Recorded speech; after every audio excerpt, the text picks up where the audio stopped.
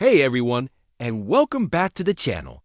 Today we're diving into the neon-drenched, pun-filled, and utterly unforgettable world of 1997's Batman and Robin.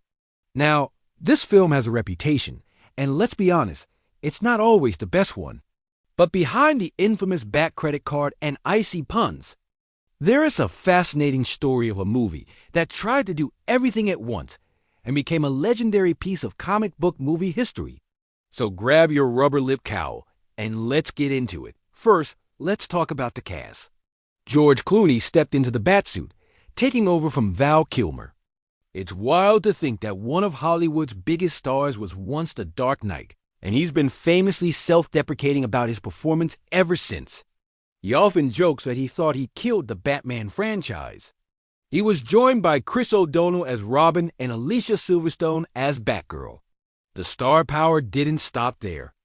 The villains were played by none other than Arnold Schwarzenegger as Mr. Freeze and Uma Thurman as Poison Ivy. That's a lineup that would make any studio executive's jaw drop. The director, Joel Schumacher, had previously found success with Batman Forever, which had a lighter, more comic booky tone than Tim Burton's dark and gothic films. The studio wanted to lean into that even more, aiming for a fun, family-friendly, toy-selling machine. And boy, did they get it. The production design was an explosion of neon lights, Dutch angles, and larger-than-life sets. Gotham City looked less like a grim metropolis and more like a futuristic theme park. This was entirely intentional. Schumacher and the design team were inspired by the Silver Age of comics, which were known for their colorful, campy, and sometimes downright silly stories. Now, let's talk about the villains. Arnold Schwarzenegger was paid a reported $25 million for his role as Mr. Freeze. To put that in perspective, that was a huge chunk of the movie's budget. His contract allegedly included top billing and limited his filming hours. His portrayal is famous for its endless stream of ice-related puns, like "What killed the dinosaurs?" "The Ice Age." Or, "All right, everyone, chill." These lines were written into the script to give the character a memorable, if not exactly menacing, personality. Uma Thurman's Poison Ivy was a classic femme fatale, modeled after screen sirens like Mae West. Her seductive and theatrical performance was another nod to the over-the-top tone Schumacher was aiming for. But here's where things get really interesting. The film was on an incredibly tight schedule.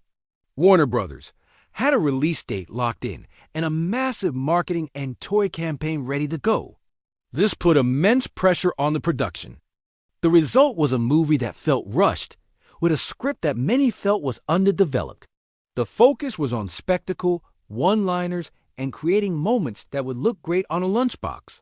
The infamous Bat credit card, for example, was a last-minute idea that Schumacher thought was funny, a nod to the American Express, "Don't leave home without it" ads. Little did he know it would become one of the most ridiculed moments in superhero movie history. In the end, Batman and Robin was a critical and commercial disappointment. It effectively put the Batman film franchise on ice pun intended for almost a decade, until Christopher Nolan rebooted it with Batman Begins in 2005. For years, the film was seen as the absolute low point for superhero movies, but time has been strangely kind to it. Many now view it with a sort of nostalgic fondness, a wild, bizarre, and unapologetically campy experiment from a time before superhero films had to be dark and gritty. It stands as a perfect time capsule of late 90s blockbuster filmmaking. It's a reminder that sometimes taking a big, colorful swing can be just as memorable as hitting a home run. What are your favorite memories of this movie? Let me know in the comments below. Thanks for watching, and don't forget to like and subscribe for more deep dives into movie history. See you next time.